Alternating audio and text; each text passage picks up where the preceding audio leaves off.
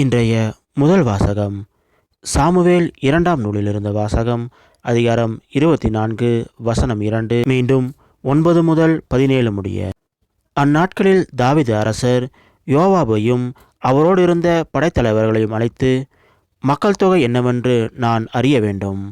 நீங்கள் தான் முதல் பெயர்செபா வரை அனைத்து இஸ்ரேல் குலங்களிடையே சென்று வீரர்கள் தொகையை கணக்கிடுங்கள் என்றார். யோவாபு வீரர்களின் தொகை கணக்கை அரசரிடம் தந்தார்.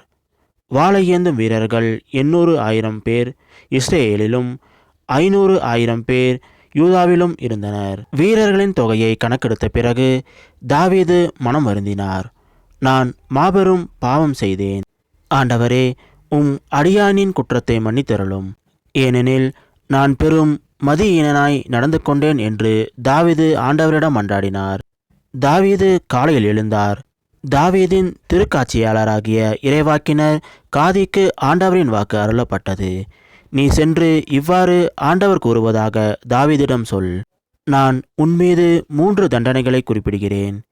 நீ ஒன்றை தேர்ந்தெடு, அதன்படி நான் செய்வேன். காது தாவீதிடம் வந்து அவரிடம் பேசி வெளிப்படுத்தியது. உனது நாட்டில் 7 ஆண்டுகள் பஞ்சம் வரட்டுமா? உன் எதிரிகள் உன்னை பின்தொடர 3 மாதங்கள் நீ தப்பியோட வேண்டுமா? அல்லது உன் நாட்டில் 3 நாள் கொள்ளை நோய் ஏற்படலாமா? என்னை அனுப்பியவருக்கு நான் என்ன மறுமொழி சொல்ல வேண்டும் என்று சிந்தித்து முடிவு செய். நான் மிகவும் மனவேதனையில் உள்ளேன். ஆண்டவரது கையில் நாம் விழுவோம், ஏனெனில் அவரது இரக்கம் பெரியது. மனிதரின் கையில் விழ வேண்டாம் என்று தாவீது கூறினார். ஆண்டவர் காலை முதல் குறித்த நேரம் வரை இஸ்ரேலின் மீது கொள்ளை நோய் அனுப்பினார். தான் முதல் பெயர்செபா வரை 70,000 மக்கள் மாண்டனர்.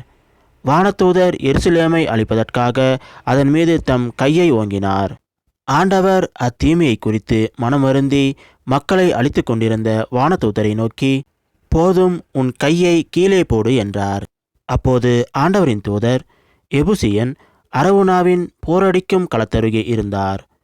மக்களை அழித்து கொண்டிருந்த ஆண்டவரின் தூதரை தாவீது கண்டபோது அவர் ஆண்டவரை நோக்கி, பாவம் செய்தவன் நான் அல்லவோ?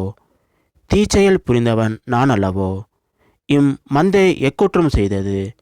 இப்போது கை என்னையும் என் தந்தையின் வீட்டாரையும் வதைப்பதாக என்று கூறினார். இது ஆண்டவர் வழங்கும் அருள்வாக்கு. இறைவா, உமக்கு நன்றி. இன்றைய நற்செய்தி புனித மாற்கு எழுதிய நற்செய்தியிலிருந்த வாசகம். அதிகாரம் 6 வசனம் 1 முதல் 6 முடிய. அக்காலத்தில் இயேசு தொழுகைக்கூட தலைவரின் வீட்டிலிருந்து புறப்பட்டு தமது சொந்த ஊருக்கு வந்தார். அவருடைய சீடரும் அவரை பின்தொடர்ந்தனர். ஓய்வு நாள் வந்தபோது அவர் தொழுகைக்கூடத்தில் கற்பிக்க தொடங்கினார். அதை கேட்ட பலர் வியப்பில் ஆழ்ந்தனர். அவர்கள், இவருக்கு இவையெல்லாம் எங்கிருந்து வந்தன? என்னே இவருக்கு அருளப்பட்டுள்ள ஞானம்? என்னே இவருடைய கைகளால் ஆகும் வல்ல செயல்கள்? இவர் தச்சர் அல்லவா? மரியாவின் மகன்தானே? யாக்கோப்பு, யோசே, யூதா, சீமோன் ஆகியோர் இவருடைய சகோதரர் அல்லவா? இவர் சகோதரிகள் இங்கே நம்மோடு இருக்கிறார்கள் அல்லவா என்றார்கள். இவ்வாறு அவரை ஏற்றுக்கொள்ள அவர்கள் தயங்கினார்கள். இயேசு அவர்களிடம், சொந்த ஊரிலும் சுற்றத்திலும் தம் வீட்டிலும் தவிர மற்றெங்கும் இறைவாக்கினர் மதிப்பு பெறுவர் என்றார். அங்கே உடல் நலமற்றோர் சிலர் மேல் கைகளை வைத்து குணமாக்கியதை தவிர வேறு வல்ல செயல்கள் எதையும் அவரால் செய்ய இயலவில்லை. அவர்களது நம்பிக்கையின்மையை கண்டு அவர் வியப்புற்றார்.